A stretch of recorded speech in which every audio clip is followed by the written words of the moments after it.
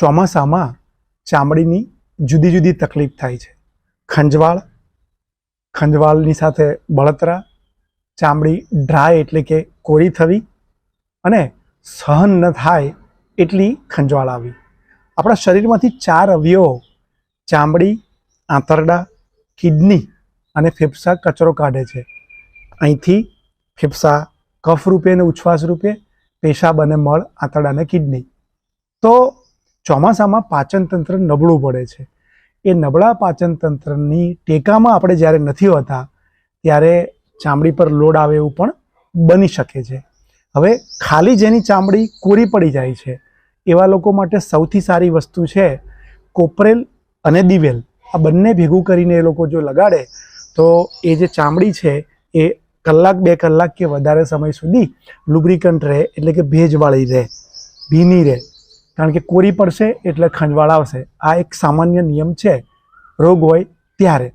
પરંતુ એ ચામડીનો જે રોગ છે ખંજવાળ સિવાયનો, તો એના માટે જો રોગ આગળ વધેલો હોય, ખરજવું હોય, સોરિયાસિસ હોય કે બીજા રોગ હોય તો એની સારવાર કરાવવી જરૂરી પડે છે.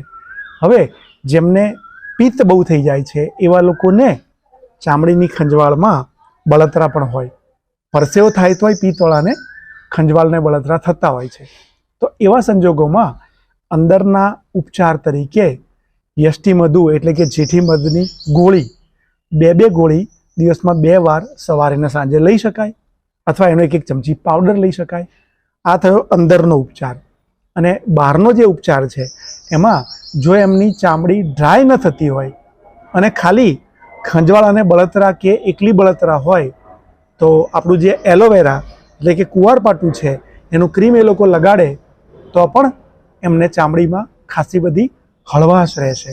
અને બને ત્યાં સુધી નાહવામાં આવા લોકો કોઈ પણ આયુર્વેદિક સાબુ વાપરે તો એ સાબુને કારણે કેમિકલ અહીંયા અડવાનું ઓછું કે બંધ થઈ શકે છે.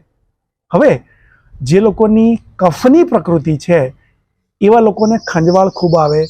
એમાં મોટે ભાગે બહુ ખંજવાળીને જ બળતરા થાય, બાકી ખંજવાળ જ આવે.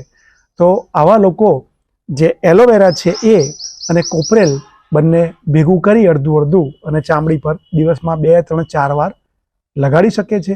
અને જે કફવાળા છે એ લોકો હરડેનો પ્રયોગ કરી શકે, એટલે કે 1/2 થી 1 ચમચી હરડેનો પાવડર નવશેકા પાણી સાથે સવારે બ્રશ કરીને અથવા રાત્રે સૂતી વખતે લઈ શકે છે. એટલે અંદરના ઉપચાર તરીકે કફવાળા માટે હરડે અને બહારના ઉપચાર તરીકે આ લગાડવાની વસ્તુ. હવે વધ્યા વાયુવાળા. તો વાયુવાળા સવારે જે નાસ્તો કરે છે એની સાથે કે રાત્રે સૂતી વખતે 1 થી 2 ચમચી ગાયનું ઘી લઈ શકે છે. એટલે એ દૂધ કે ચામાં લઈ શકે, કારણ કે પાણીમાં નહીં સારું લાગે.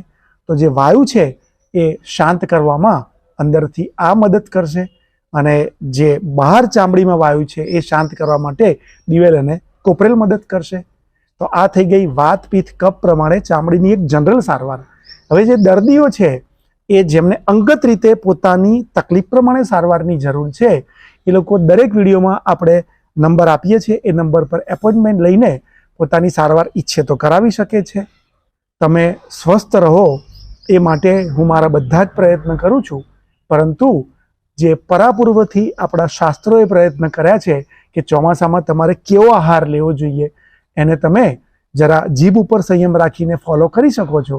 જે ધાર્મિક ઉપવાસો છે એમાં ક્યાંય અત્યારના જમાનામાં જે એડ થયેલી વસ્તુઓ છે, તળેલો નાસ્તો, બટાકાની વેફર કે બટાકાનું એકલું શાક કે બફવડા, એ આપણે એડ કર્યા છે. તો એને દૂર કરી અને આપણે જો એવો ઉપવાસ અડધો કે પૂરો કરીશું તો આ જે તકલીફ છે એ થવાને બદલે બીજી બીમારીઓ પણ દૂર થઈ શકે છે.